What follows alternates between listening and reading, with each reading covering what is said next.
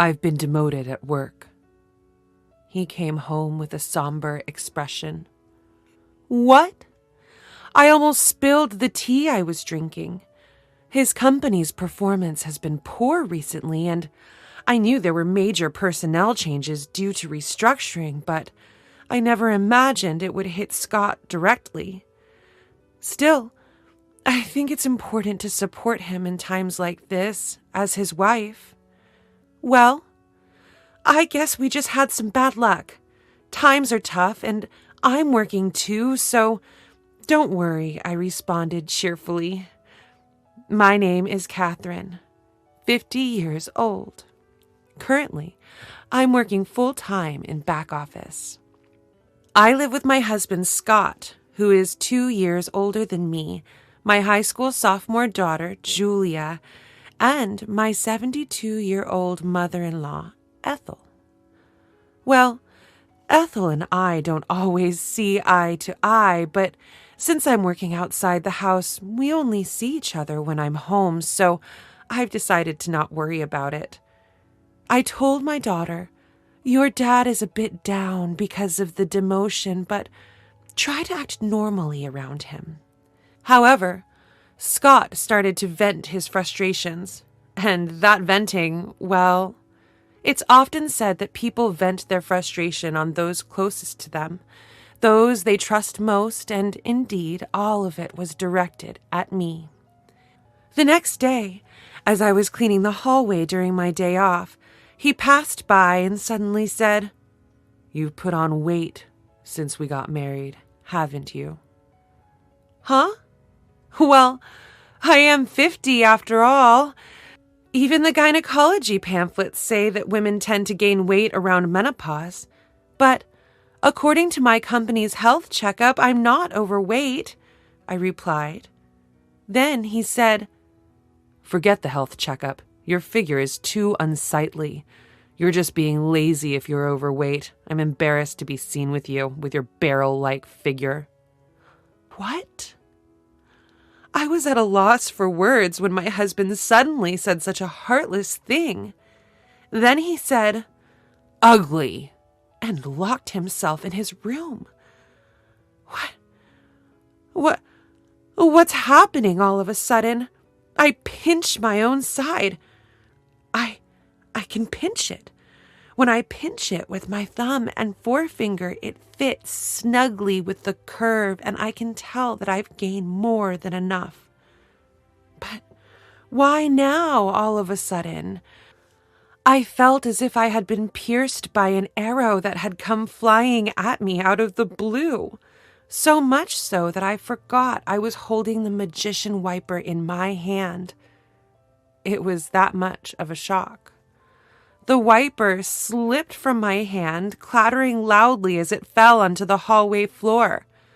From that day on, Scott's attitude towards me became increasingly harsh. To make matters worse, my mother-in-law seemed to have listened to that weekend's argument, and she jumped on it. Then the power doubled. As I was climbing the stairs with a laundry basket, intending to hang the clothes, my mother-in-law descended from the second floor. No, she didn't descend. She just waited at the top of the stairs. She'd remark things like, "Oh, how awful. If only you weren't so fat, we could pass each other on the stairs. I wouldn't have to wait here because only one person can pass due to your obesity." Furthermore, when I served fried chicken for dinner, she'd say, "Isn't this what's making you fat?" and would remove my plate. She'd suggest that the three of us who aren't overweight should eat. My gynecologist told me, "After middle age, you either get fat or you lose weight." But my mother-in-law was on the thin side. My mother-in-law was skinny like a dried-up tree. But I was still able to tolerate her petty harassment. Such nuisances had been commonplace, so I was somewhat used to it. What really pierced my heart was my husband's behavior. Since that incident, my husband, Scott, stopped talking to me. There was no thank you or that was delicious, even when I served him breakfast. He'd just silently eat and then get up. He'd silently enter and leave the bathroom. We still shared the bedroom, but he'd just turn his back and play with his smartphone. I couldn't stand being treated as if I were invisible. One night, in the bedroom, I gathered my courage and asked, "Hey, did I do something to deserve being ignored?" He responded, "Not really, but I just don't want to talk to anyone other than humans." He went on to say, "I don't want to be seen as a family with someone this fat. If you care about me, lose some weight." Huh? I was disheartened by his words. But it's inevitable after middle age, and you know it, right? Even though I walk 1.2 miles for commuting, I'm trying my best in my own way. Indeed, I was trying hard to combat the weight gain due to aging, but he coldly turned his back, saying, "If the results aren't showing, it's the same as not trying. Don't talk to me anymore." From then on, he truly stopped responding to me.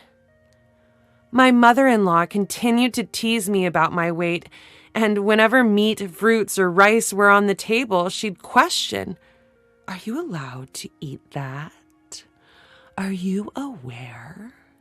And I ended up being able to only eat salads and boiled vegetables.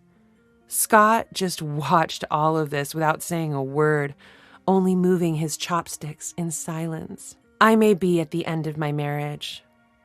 I began packing my belongings in my spare time. If I'm going to be treated as heir by Scott, then maybe it would be better to just become invisible.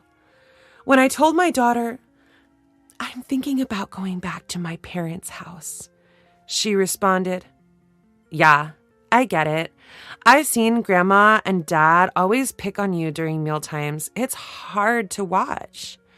I'll go with you, Mom. We can live in your parents' house and I can still go to high school from there."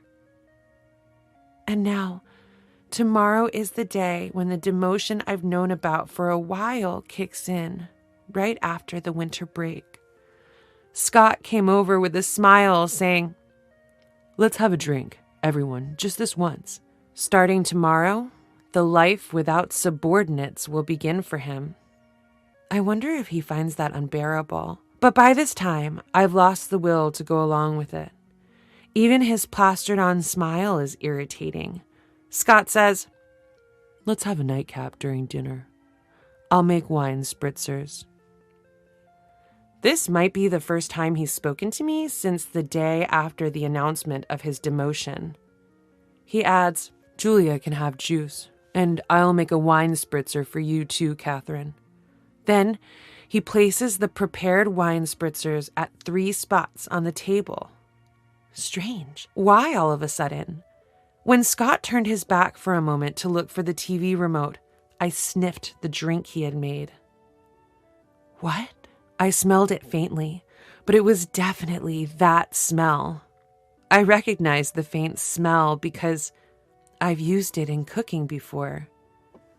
How could he think to make me drink this?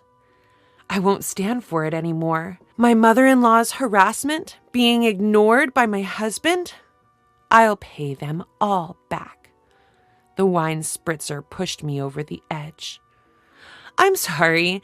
Could you get the camembert cheese from the fridge, Scott? It's from a local dairy farm, and it's really delicious. I'm glad for the family time. Could you fetch it?" Thinking he should at least do that much when I expressed joy at family time, Scott headed towards the fridge. While he was away, and before my mother-in-law and daughter sat down, I switched my drink with the one on the seat to my right. The right seat, it was Ethel's seat. Scott returned with the cheese.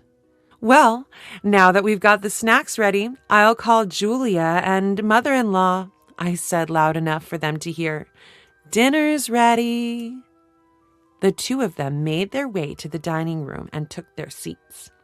Just a regular dinner. Except I didn't have any meatloaf or cornbread, salad, stew, chicken soup, and cheese, and wine spritzer. Julia was having juice. "Let's eat." Julia was the one who broke the silence. Scott and my mother-in-law remained silent. I sipped on the wine spritzer Scott had made. He was watching me closely. I smiled and said, "Yeah, it's good." "Huh." Scott murmured something under his breath, but I ignored him. I dug into the salad and then took another sip of the wine spritzer. Suddenly, a beam of red liquid shot out from my mother-in-law. It reminded me of Godzilla's fire breath. "Wait, what? Grandma, what happened?" My daughter stood up in surprise as some of the liquid splashed her salad. "Did you choke? Are you okay?" Julia grabbed a towel and quickly returned, but as she returned and handed the towel to my mother-in-law, who wiped her mouth. What is that?" Julia voiced out in shock. "Grandma, your mouth, it looks like spicy cod roe." My mother-in-law began to freak out. "Hey, this is spicy. What did you put in my drink?" she shrieked and lunged at me. I coldly brushed her hand away. It wasn't me. Scott made it. Being brushed off for the first time and hearing that Scott was responsible for the dish must have been quite a shock. "What?" my mother-in-law screamed, her lips still covered in sauce, then turned to look at Scott. He was shaking. I leaned towards Scott, resting my hand on the table to exert some pressure.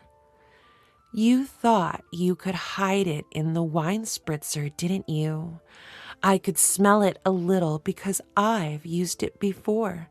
That was drop of hell, wasn't it?" Drop of hell.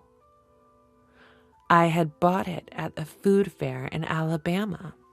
It's not as famous as death sauce, but because it has a hint of lime, I liked it more for its homey taste.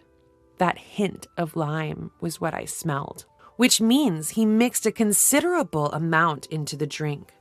My mother-in-law must not have noticed due to the smell of the wine spritzer or thought the lime smell was part of the flavoring. That's probably why she drank it. But regardless, this was a seriously malicious prank. Extremely vicious. "Wait, Dad did that? Why?" Julia wore a shocked expression. I actually intended for Catherine to drink it," Scott confessed. "You should exchange it with yours," frothing at the mouth. Mother-in-law is also out of line. As soon as she found out it was meant for me, she wants to push it on to me. "No way am I switching to that dangerous drink," I said in a low voice, maintaining my pressure on Scott.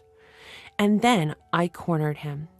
"Explain why on earth you thought of doing something so outrageous." To this, he replied, "You were staying chubby, and spicy food boosts metabolism, so I thought I'd make it." Wow, that's pathetic. What a lame excuse, I laughed sarcastically. Did he really think that explanation would be acceptable? Utterly embarrassing.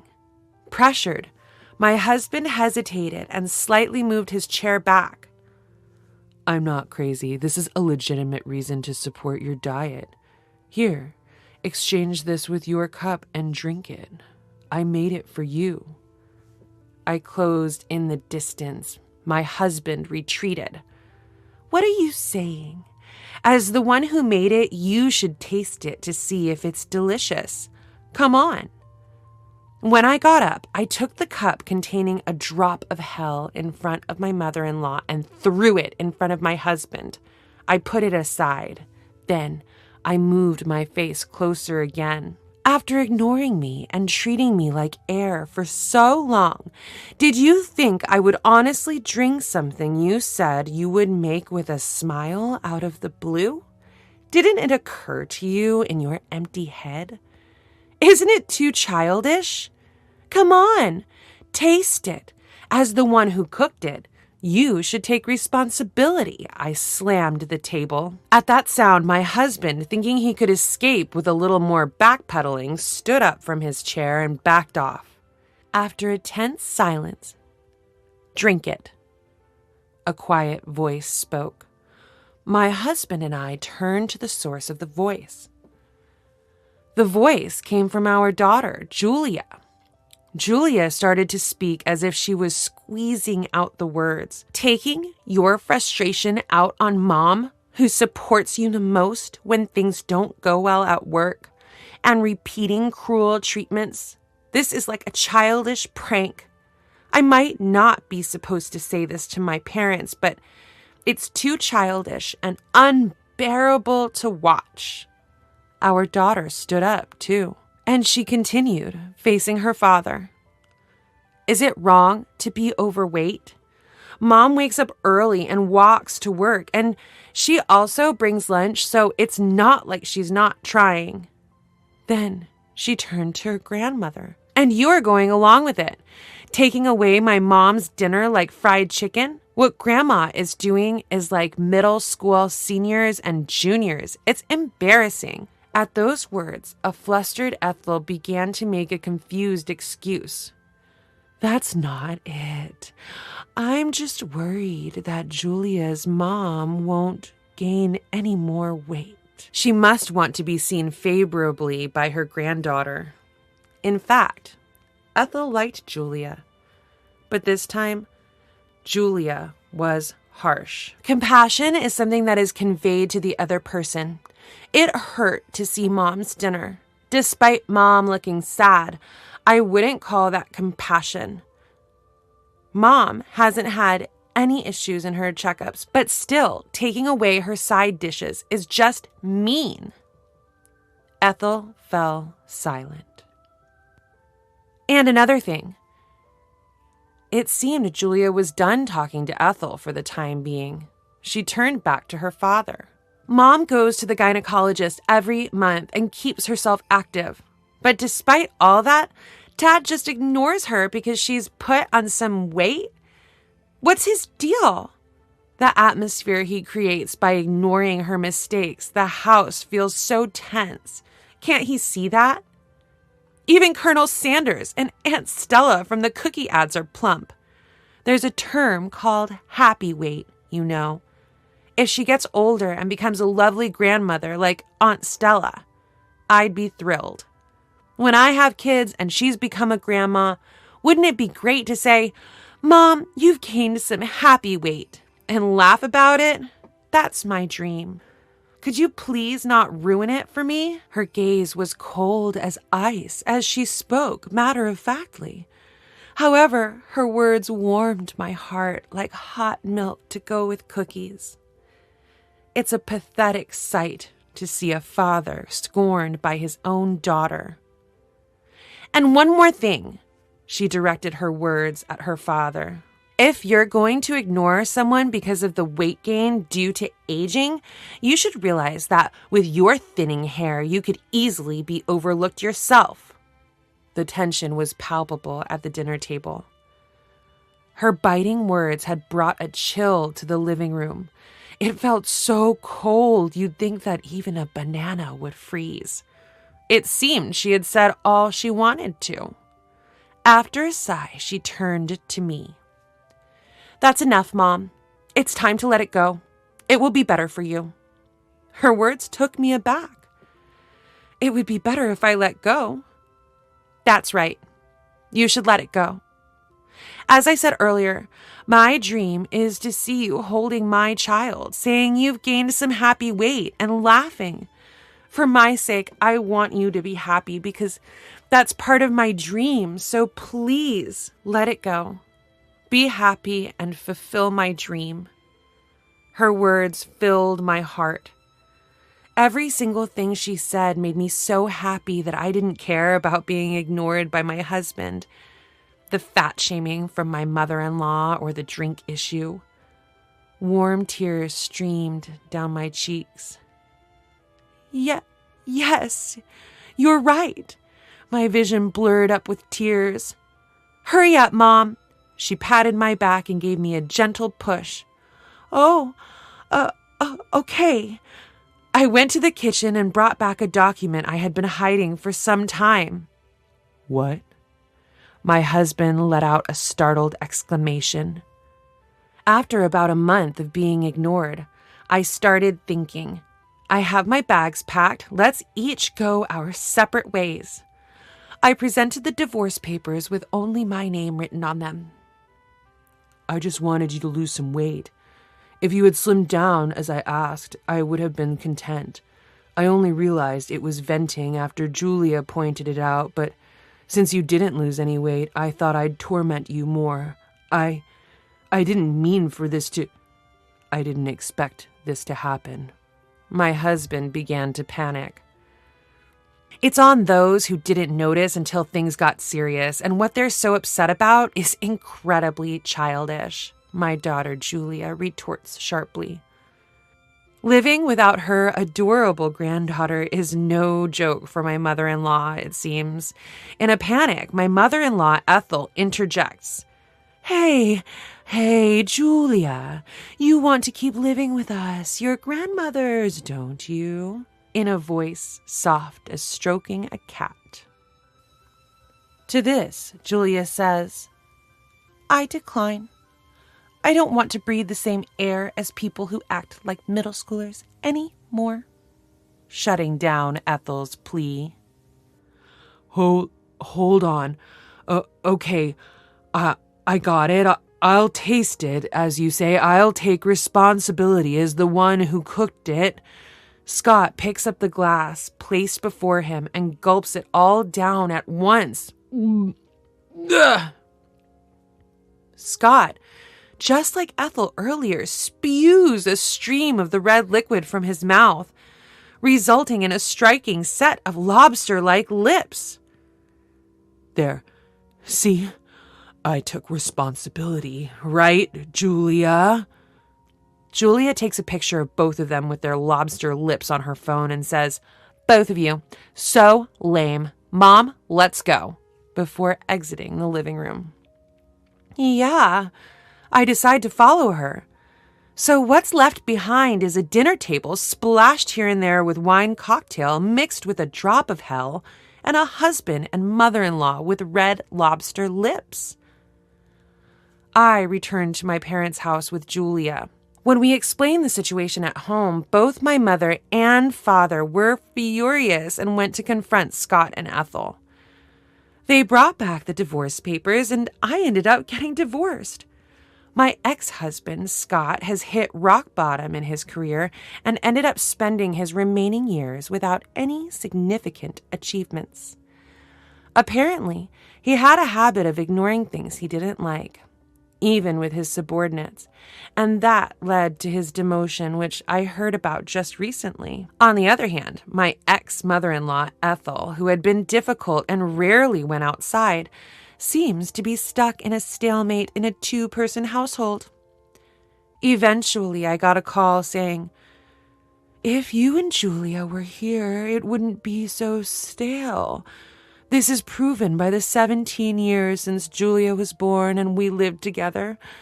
Please come back. I'll stop ignoring you. But there's no way I'm going back. Better gain weight while you can.